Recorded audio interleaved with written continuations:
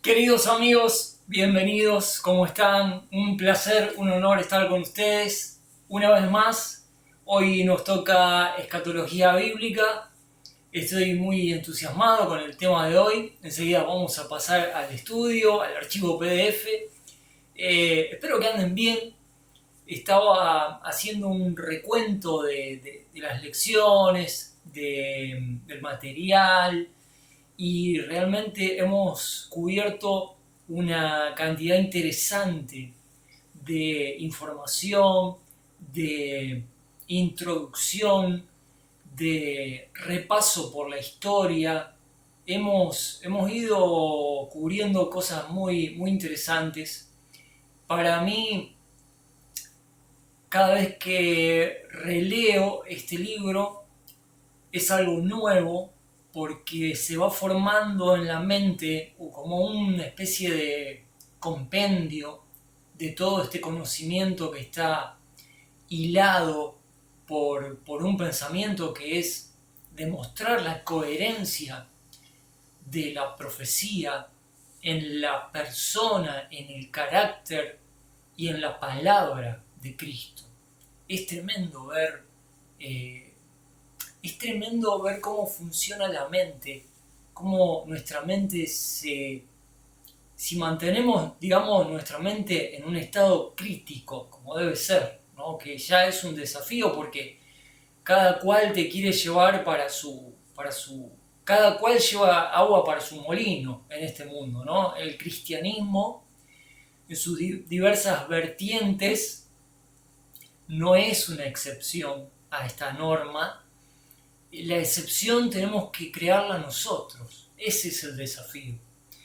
Y cuando uno observa críticamente cada una de las escuelas y trata con cuidado la escritura, especialmente esta porción de la escritura que es la porción profética, escatológica, me gusta más porque es más correcto decirlo así, eh, uno se da cuenta de que hay una coherencia en presentar estas escrituras de una cierta y determinada manera.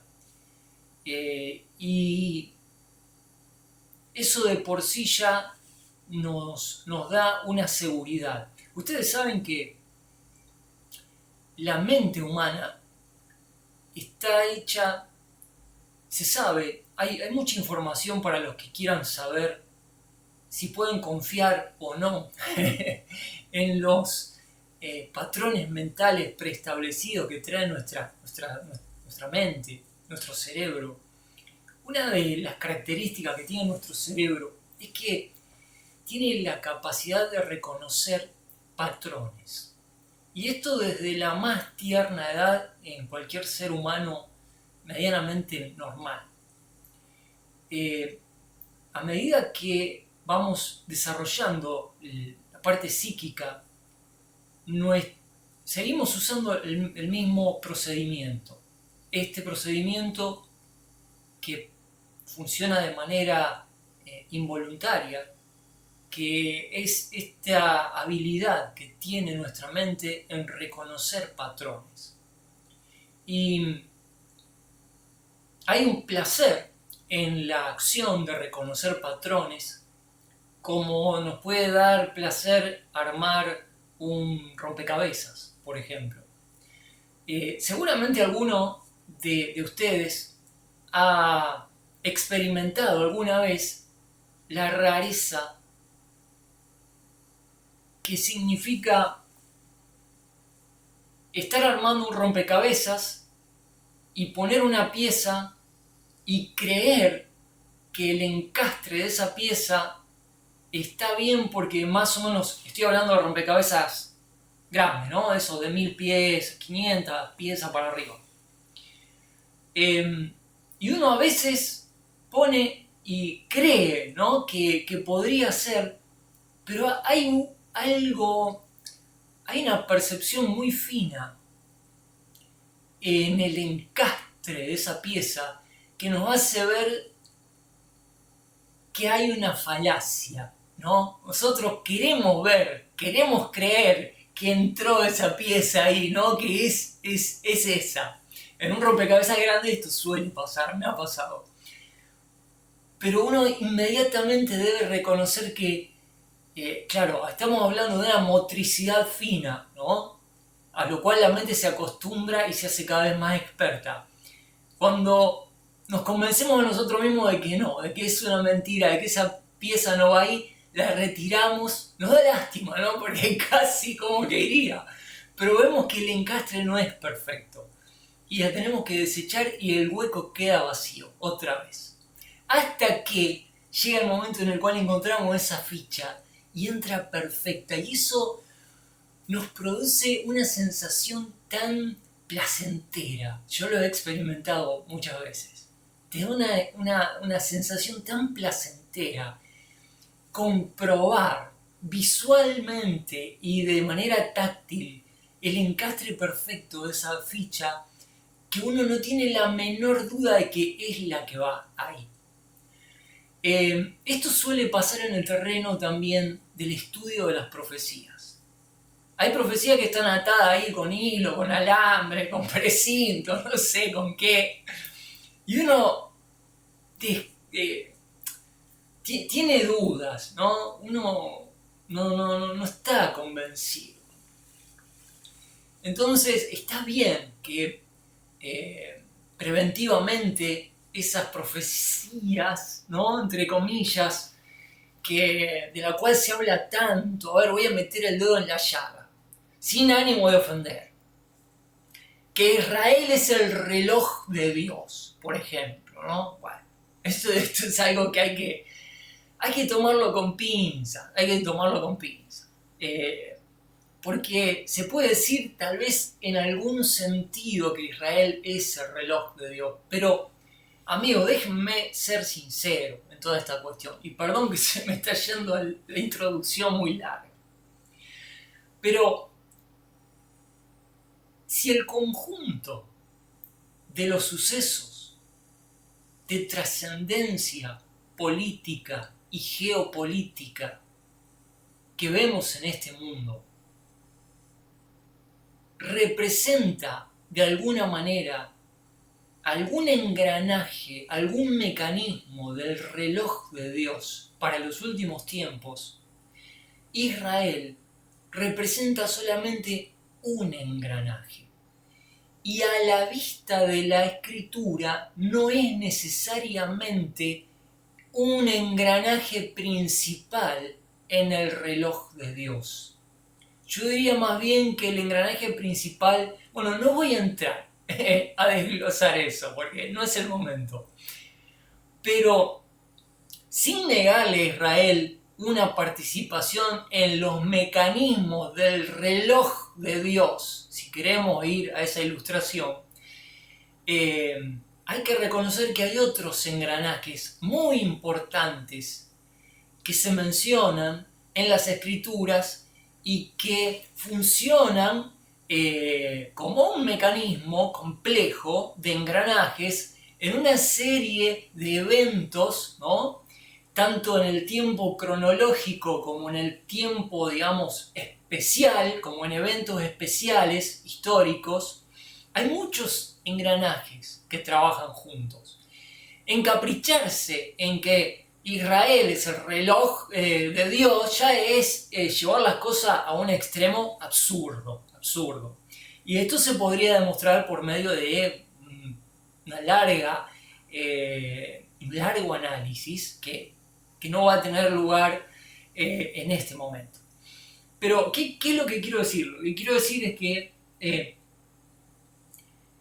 en el estudio de las profecías, de la escatología, de las profecías aún por cumplirse, hay ciertas observaciones que se pueden hacer que son muy interesantes a la hora de tener una lectura, si se quiere, de cuál es el estado avanzado de las profecías en el tiempo presente. Es muy complejo y, sin embargo, yo debo decir, para terminar en esto, que se me fue muy largo y no tenía la intención, debo decir que en el estudio hay un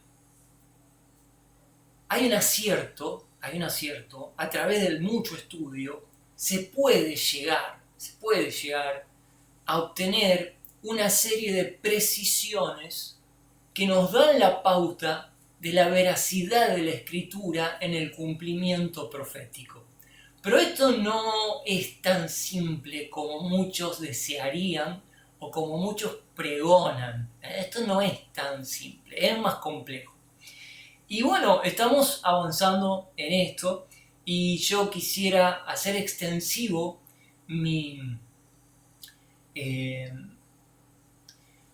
entusiasmo en este estudio, en la naturaleza de estos estudios, para que el público que escucha, que sigue estos videos, pueda anticipar que en la medida en que profundicemos vamos a encontrar coherencia.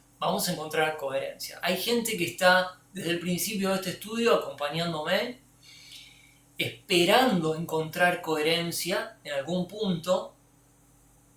Dios quiera, Dios se digne que esto suceda, pero de por sí esta es una ciencia que tiene mucha coherencia y vamos a ir descubriéndola a lo largo del tiempo. Faltan unos cuantos videos, faltan algunos años de estudio para que esto se materialice, pero bueno, no hay otra forma de hacerlo y tenemos que asumir nuestras limitaciones en cuanto al tiempo que podemos dedicarle a esto, etc.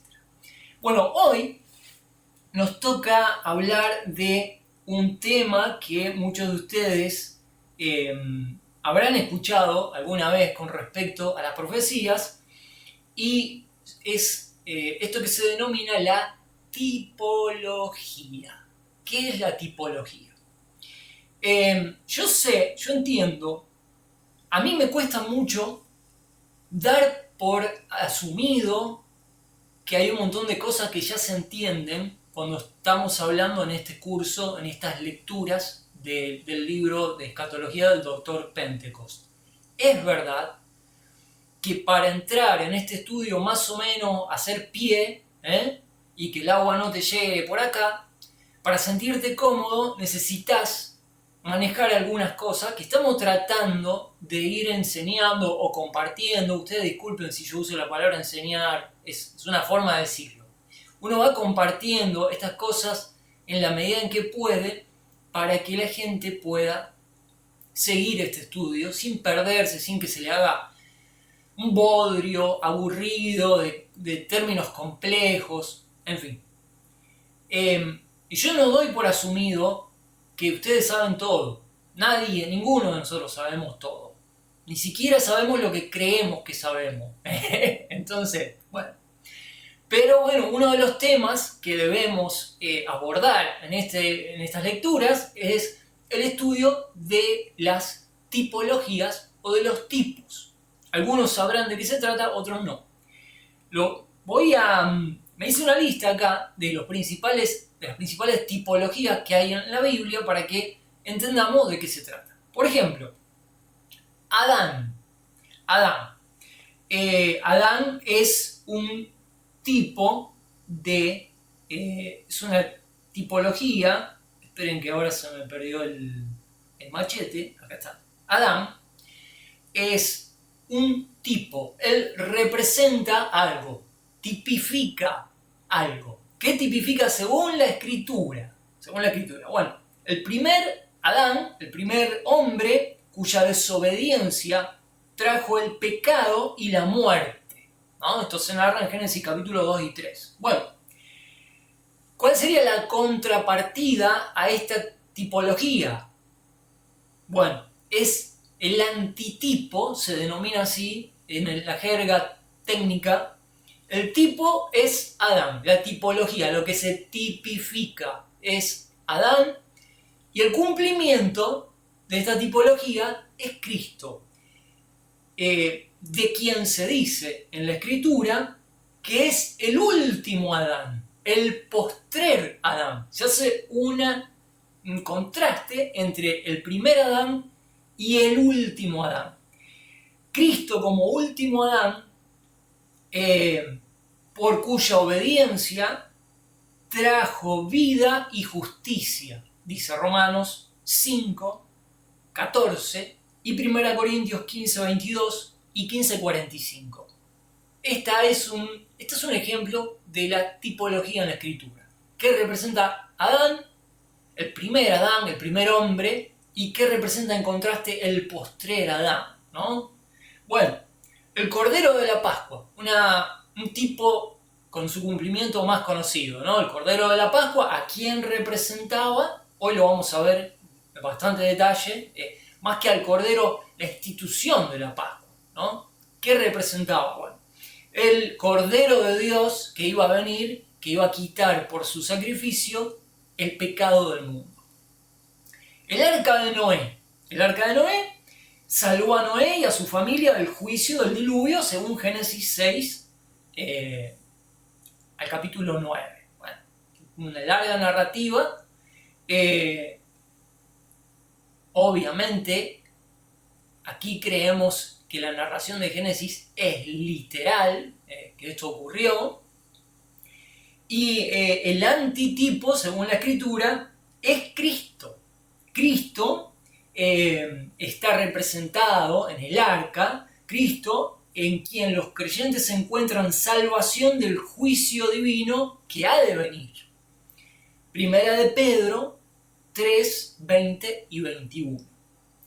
El maná que cayó en el desierto en el Antiguo Testamento, bueno, representaba en aquel tiempo, en la antigüedad, el pan que Dios proveyó para los israelitas en el desierto. Éxodo capítulo 16. Gran relato. ¿Cuál es el cumplimiento de esta tipología? Es Cristo, el pan de vida que descendió del cielo. Registrado este relato en Juan 6, 32 al 35.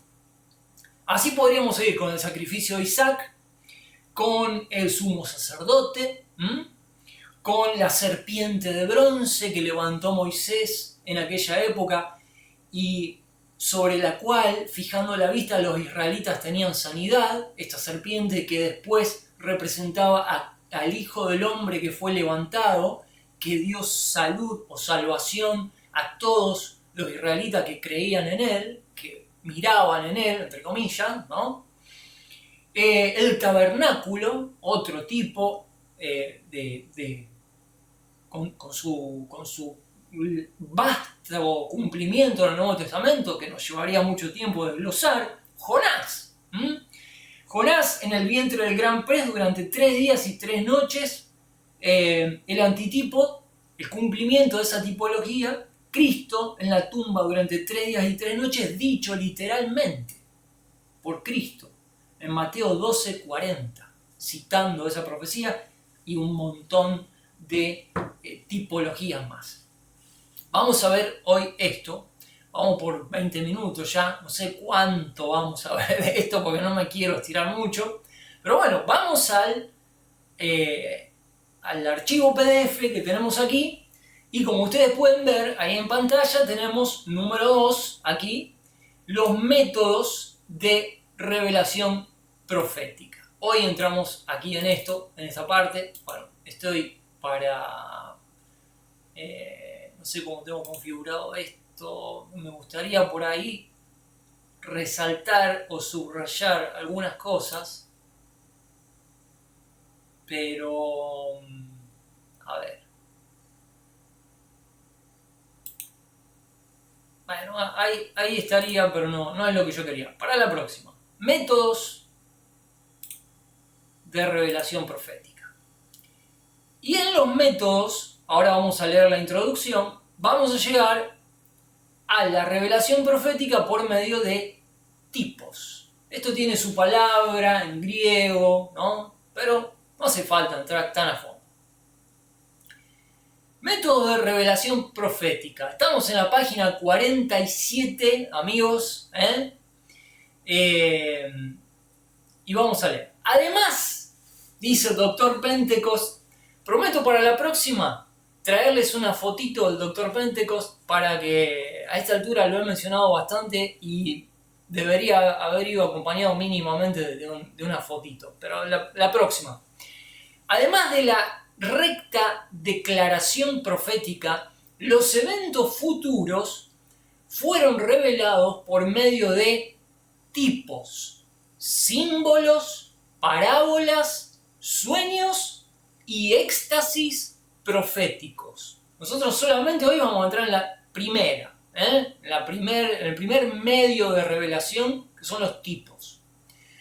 Ya que hay problemas concurrentes relacionados con la interpretación de tales revelaciones proféticas, debe dársele consideración a cada una de estas antes de considerar el problema de la interpretación de la profecía como un todo. Porque no habrá ninguna comprensión de la profecía si no se comprenden los canales por los cuales nos llega la profecía. ¿Cuáles son los canales? La tipología, la simbología, las parábolas, los sueños y los éxtasis proféticos, que son canales de revelación profética muy diferentes técnicamente. Cada uno requiere un tipo de atención y por esto se nos dice que el estudiante, por lo tanto, debe familiarizarse con el lenguaje de la profecía, sus figuras, símbolos, así como su método de comunicación. Terry dice: la interpretación adecuada de las porciones proféticas de la Sagrada Escritura depende mayormente del dominio de los principios y leyes del lenguaje figurado y de los tipos y símbolos. Requiere también algún conocimiento de la naturaleza de los éxtasis, de las visiones que tenían los profetas, ¿no? De las visiones y de los sueños. Bueno, acá se denomina, se alude de forma diferente a lo que era el éxtasis, que ya lo vamos a ver en su momento, y a la visión y a los sueños. Porque tenemos ejemplos de las tres cosas a lo largo de toda la Escritura. Por ejemplo, el apóstol Juan, en capítulo 1 de Apocalipsis, él hace referencia a ver, él estaba en el Espíritu en el día del Señor. El día del Señor es un concepto del Antiguo Testamento, que es aquel concepto en el cual Dios va a comenzar a traer sus juicios y a ordenar el fin de los tiempos de una manera determinada, como está anunciado en la profecía del Antiguo Testamento. El día del Señor, yo realmente me sorprendió encontrarme una traducción de la Biblia que tradujo el día del Señor como el día de domingo, cuando en realidad jamás en el texto griego existe la palabra domingo. Yo no sé cómo, bueno, son estas transliteraciones o no sé qué denominación le dan a eso, a una traducción de esa naturaleza, pero algo completamente erróneo a lo que es la naturaleza de la Escritura. El día del Señor, si ustedes tienen la Biblia y lo buscan, es un concepto profético en el cual Dios anuncia que llegará el día del Señor, el día de Jehová.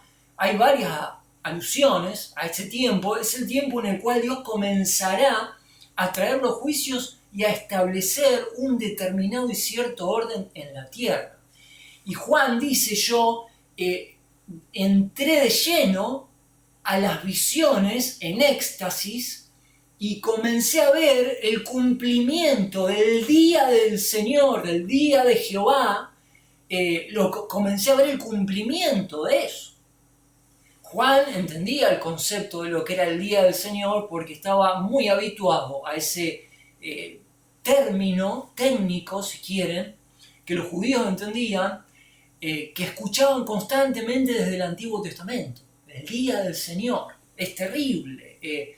Conceptualmente lo que significa y lo que representa el día del Señor, el término, en la Escritura. tiene incluso, se puede hablar de un punto de vista, de dos puntos de vista. El día del Señor, para aquellos que van a ser los sujetos del juicio en el día del Señor, y para aquellos que van a ser los sujetos de la restauración, los sujetos que murieron en fe y Dios los va a resucitar y les va a cumplir todas las promesas que prometió en el Antiguo Testamento. Hay dos visiones muy diferentes del día del Señor. Depende a quién se apunta, ¿no? Para los que van a recibir el juicio es terrible, pero el día del Señor también implica muchas veces la bendición que Dios va a traer para los justos, ¿no? Tras la resurrección de los justos. Es muy complejo. Y Juan, en un éxtasis, está contemplando el cumplimiento, el comienzo del cumplimiento del día de Jehová, del día del Señor. Decían el día del Señor porque no querían usar la palabra, el nombre de Dios. Entonces evitaban el uso del nombre de Dios y se referían a esto como el día del Señor, pero en realidad es el día de Jehová, grande y manifiesto, el periodo en el cual Dios comienza por los juicios y a restablecer una serie de promesas incondicionales que él había cumplido desde el Antiguo Testamento. Bueno, esto simplemente para hacer referencia a que Juan hace referencia en el original, en Apocalipsis, está el término éxtasis en algunos manuscritos. Juan vio esa visión en un éxtasis. Es tremendo entrar en eso. Bueno, son términos que cada uno tiene un significado distinto.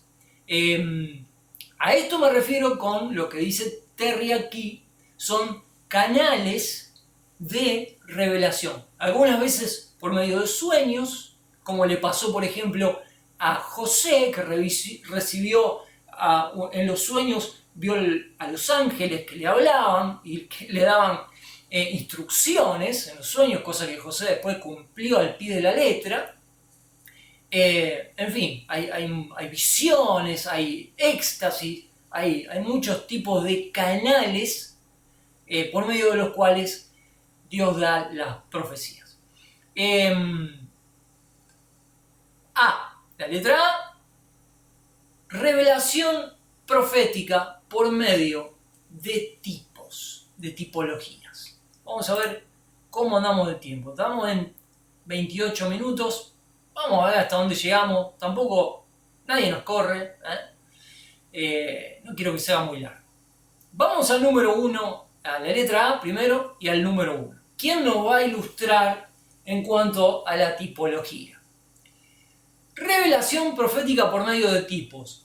Terry nos ha dado una buena definición breve del tipo, de la tipología, cuando dice: en la ciencia de la teología significa propiamente la relación representativa, preestablecida que ciertas personas, eventos e instituciones del Antiguo Testamento tienen con personas, eventos e instituciones correspondientes en el Nuevo Testamento. Esto hay que poner pausa y escucharlo de nuevo. Esto es un poco complejo. Él dice que es simple, la definición de tipo.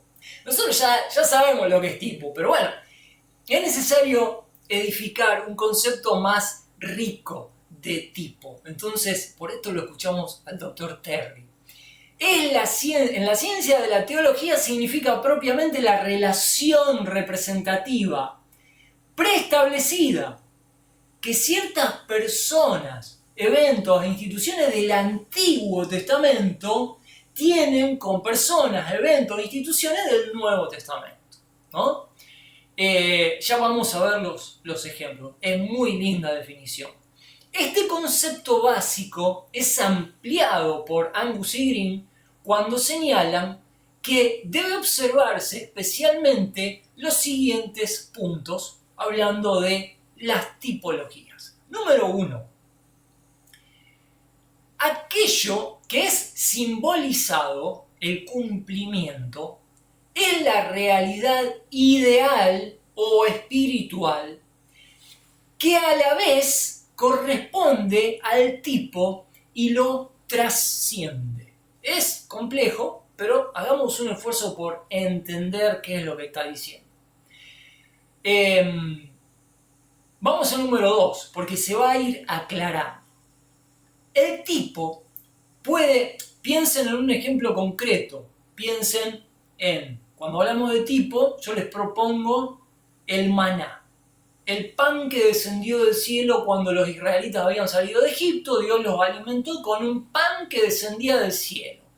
Caía a la mañana en forma de harina, los israelitas lo recogían, con eso amasaban, hacían una masa, comían y su sabor era celestial, cuanto menos era celestial. Bueno, esta tipología representaba, ya lo vimos, ¿no?, al verdadero pan que a su vez, cuando llegara su tiempo, iba a descender del cielo para saciar el hambre profundo, hambre espiritual, ya estamos hablando, ¿no?, del hombre. No solamente del judío, sino del hombre en general. Cuando hablamos de tipo, pensemos en el maná como tipo de Cristo descendiendo del cielo. El tipo puede tener su propio lugar y significado, independientemente de aquel que prefigura. Así, acá nos pone el ejemplo de la serpiente de bronce.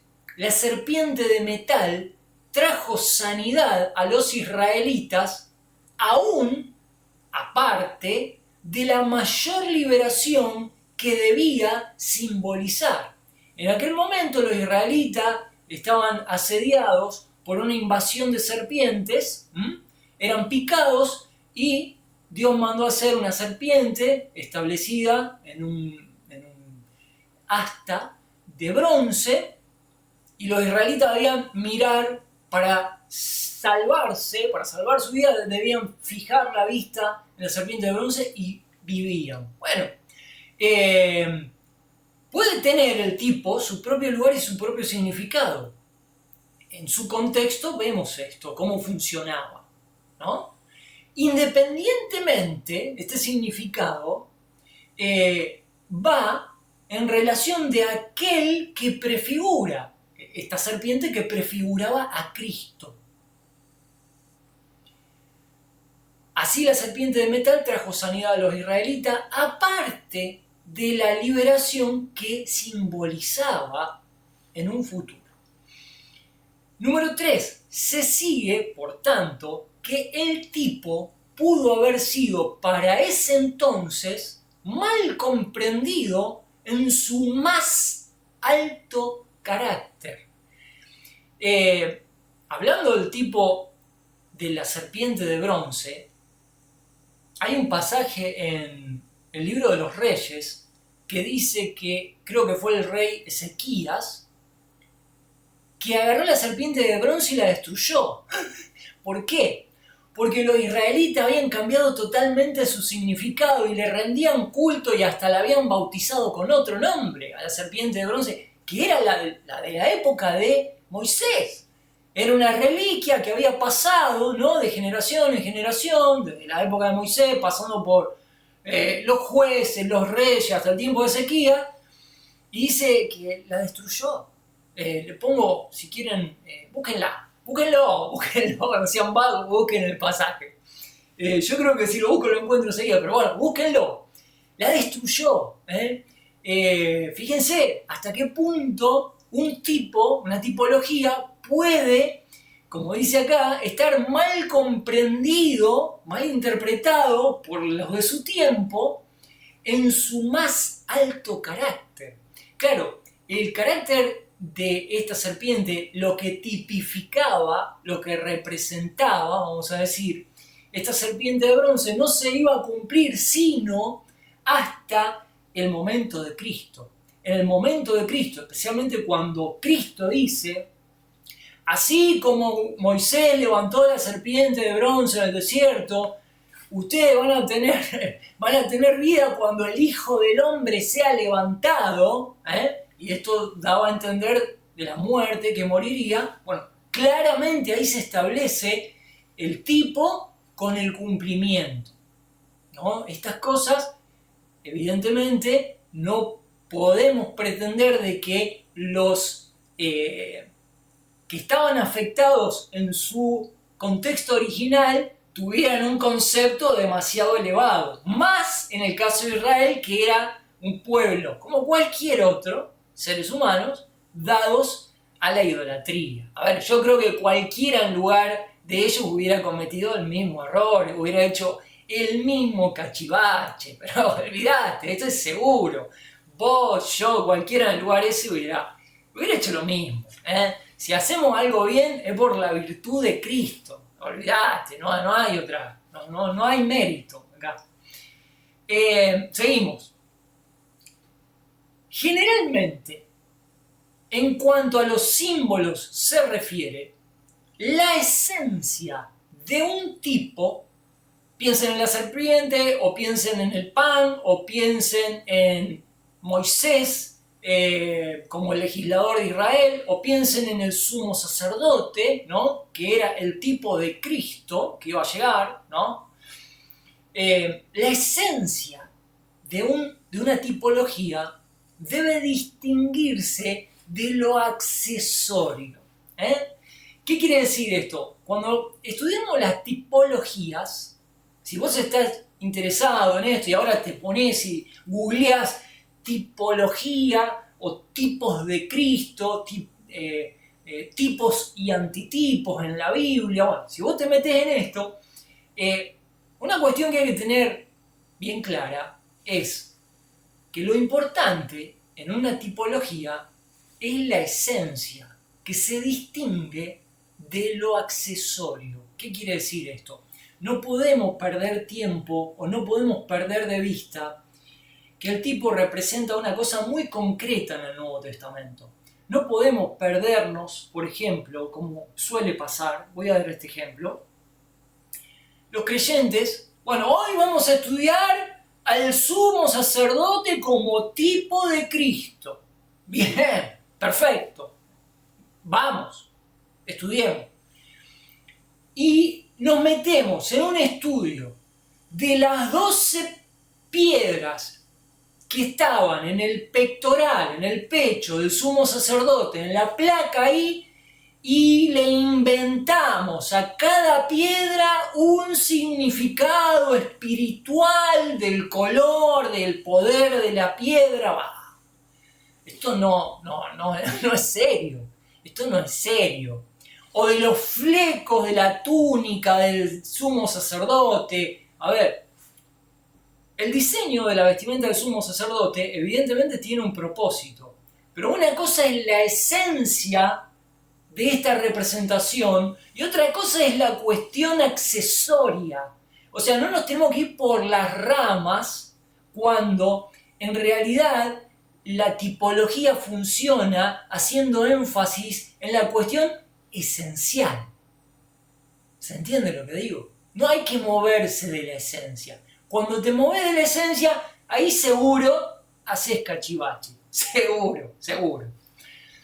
Lo digo con la mejor de las intenciones. A veces me sale la cadena mal, pero no quiero ofender a nadie. Digo que somos capaces de hacer un mal trabajo de interpretación si hacemos énfasis en aquellas cosas que no son importantes. Número 5. La única autoridad. Esto sí que es importante y es la frase para enmarcar de este video. Esta es la frase. El punto número 5. Atención. La única autoridad segura para la aplicación de un tipo debe encontrarse en la Escritura. Lo repito, la única autoridad segura para la aplicación de un tipo debe encontrarse en la Escritura. La mera percepción de una analogía de un parecido entre algo que yo leí en el Antiguo Testamento y esto me suena a que es una representación de... Bueno, el mero parecido no es suficiente. Lo que a nosotros nos parece una tipología no es suficiente. ¿Por qué? Los expositores frecuentemente imaginan que hay correspondencia donde en realidad no existe ninguna. Y donde aunque existiera, no hay nada con que probar algún designio divino especial. Vuelvo al ejemplo este que me pasó un amigo, de lo cual no me burlo, pero me pareció un absurdo que me hizo reír a carcajadas. Que las 5 piedras que sacó David del arroyo para enfrentarse a Goliat representan los 5 ministerios de la iglesia. Pero a ver, ¿de qué manual de tipología sacaron eso? Eso no existe. Eso no es suficiente. O sea, a ver, pero con esto ya es volar muy lejos, amigos. Es volar muy lejos. Eso ya no está permitido dentro de los parámetros de un análisis serio de la profecía o de la escritura. Eso no va. Vamos al nudo de este punto. En palabras del obispo Marsh, para constituir una cosa como tipo de otra, por ejemplo, el Cordero de la Pascua, como representa el Cordero de Dios que quita el pecado del mundo, para constituir una cosa como tipo de otra, como se entiende generalmente el término con referencia a la Escritura, se requiere algo más que mera semejanza. La anterior, el tipo, no solo debe parecerse a lo posterior, el antitipo, el cumplimiento, sino que debe haber sido diseñada para parecerse a la posterior. Acá no es una cuestión de acertijo ni de casualidad. Acá hay diseño, hay propósito y por lo general está muy claro y es explícito. Debe haber sido diseñada de esa manera en su institución original. Debe haber sido diseñada como preparatoria de la posterior. El tipo, así como el cumplimiento del tipo, deben haber sido preestablecidos como partes constituyentes del mismo esquema general de la providencia divina. Hay una coherencia, no es un libro abierto para encontrar acertijos místicos. Este diseño previo y esta conexión preestablecida son los constituyentes o son los que constituyen la relación del tipo con el cumplimiento. Fritsch no solo define el tipo cuidadosamente, sino que prosigue a dar una distinción útil entre el tipo y la alegoría, la cual es bueno observar. Él escribe: la definición que yo propongo para la palabra tipo, en su sentido teológico, es como sigue. 2 puntos.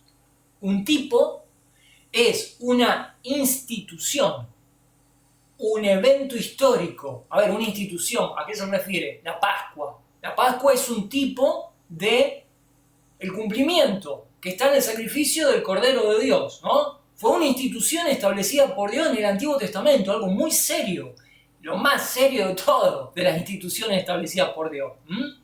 Bueno, la tipología, dice Fritsch, es una institución, un evento histórico, puede ser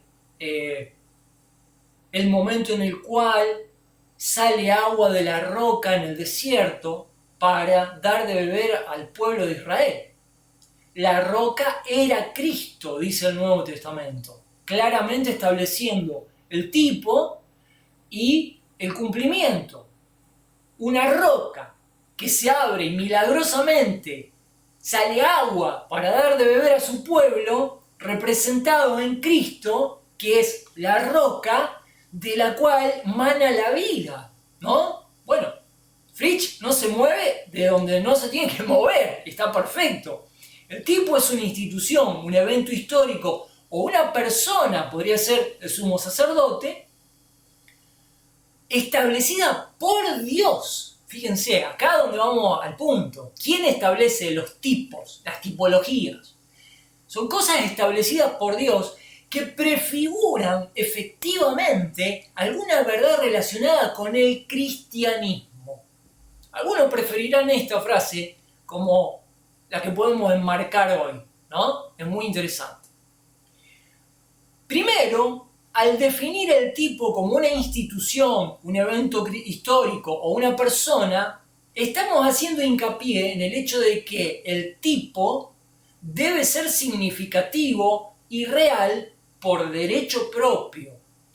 El tipo difiere de la alegoría en este respecto, porque una alegoría es una narración ficticia, o para decirlo menos bruscamente, en una alegoría la verdad histórica de la narración puede ser aceptada o rechazada. Es la naturaleza de la alegoría, no busca narrar una historia verdadera, se busca narrar una verdad a través de una historia que puede o no ser histórica. Mientras que en la tipología, otro canal de revelación, otra herramienta, el cumplimiento solo puede comprenderse a la luz de la realidad del tipo original.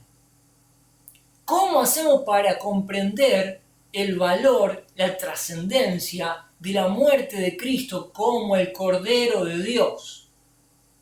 Entendiendo cantidad de pasajes de la Escritura que hacen referencia a la solemne importancia que tenía el sacrificio del Cordero en el Antiguo Testamento. Se dan cuenta de que fuera del marco bíblico no se pueden establecer tipos. Esto no es tipología a la carta. ¿Se entiende? Pero es que pasa mucho, amigos. Pasa porque muchos predicadores, con el afán de sacar de la galera algo nuevo para impresionar a los creyentes que ya están repodridos de escuchar siempre lo mismo, empiezan a hacer este tipo de tipología a la carta, ¿no? Y se empiezan a sacar de la manga unos haces que realmente son más falsos. Claro, no es por ahí. Cuando hablamos de tipología, nos mantenemos dentro del marco de la Escritura. Fuera de eso no, amigos. Amigos, a mí me parece que ya está, ¿eh? ¿Qué les parece? 49 minutos, sí, ya basta. Ojo, esto va a seguir, ¿eh? Esto sigue, sí, un montón. Ahora estoy viendo que no estaba con el PDF. Bueno, hoy sin PDF. El PDF lo tengo acá. Y llegamos, ahora sí me gustaría, ya que estamos en 50 minutos, me gustaría mostrarle lo que queda de... En algún momento saqué el PDF. Disculpen, amigos. Fíjense, hicimos una paginita de tipología. Nos queda sobre tipología, una y media. Y acá en este lugar llegamos a revelación profética por medio de símbolos. Que uno dirá, es lo mismo, no es lo mismo. Después de los símbolos viene, a ver. Revelación profética por medio de parábolas. Letra C. Después de las parábolas vamos a estudiar... a ver. Miren la cantidad que hay sobre parábolas. Acá, D. Revelación profética por medio de sueños y éxtasis. Acá no vamos a tomar ninguna pastilla rara, no sean problemas. Y entonces llegamos al final de ese punto número 2 y llegaremos, dentro de un par de videos, a las reglas de la interpretación de la profecía. Que ahí vamos a estar en condiciones de agarrar un poquito más en serio los pasajes proféticos. Bueno amigos, no los aburro más, espero que les haya sido útil, que les haya dado ganas de buscar las tipologías en la Biblia y de la Biblia. Es muy importante, es muy útil, porque este es el método por medio del cual la Biblia se interpreta a sí misma, con su propio sistema, su autorreferencia de una punta de la Biblia a otra punta. Estos versículos se unen para darnos luz e interpretación. Y esto es todo lo que necesitamos. Y la guía del Espíritu Santo que está prometida, que es una promesa para guiarnos a la verdad de la revelación. Amigos, gracias por estar, gracias por su apoyo, gracias por compartir el afecto que no se ve, pero que sostiene en gran medida esta gran empresa que representa para mí el estudio, la lectura de este gran libro que pasará a la historia, sin dudas. Nos vemos la próxima, les mando un abrazo y cuídense.